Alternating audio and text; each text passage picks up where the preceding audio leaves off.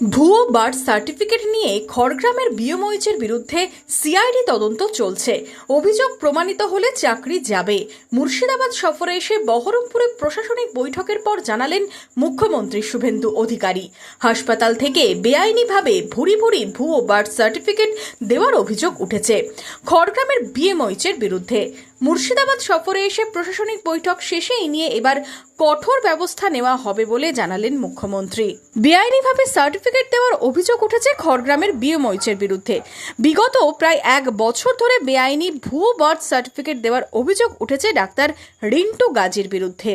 1972, 1980, 1999, 2000 সহ বিভিন্ন সালের বার্থ সার্টিফিকেট ইস্যু করা হয়েছে বলে অভিযোগ উঠেছে বিএমওইচের বিরুদ্ধে। এবারে নিয়ে মুখ্যমন্ত্রী দাবি করলেন, অভিযোগের ভিত্তিতে সিআইডি তদন্ত হচ্ছে, ধরা পড়লে চাকরি যাবে। ইনভেস্টিগেশন চলছে, সিআইডি ইনভেস্টিগেশন হচ্ছে, যেখানে ধরা পড়বে, যদি ভিডিও করে থাকেন ভিডিওকেও জেলে বিএমওইচের চাকরি যাবে। আমরা আরজি করের কেসে 3 জন সিনিয়র আইপিএসকে যদি সাসপেন্ড করতে পারি, তার উপরে তো কেউ নয়, অর্থাৎ ভরসা রাখতে পারে। অভিযোগের ভিত্তিতে বিএমওইচের বিরুদ্ধে তদন্তও শুরু হয়েছে। এখন দেখার তদন্তে কি উঠে আসে। Bureau report, imagine community media.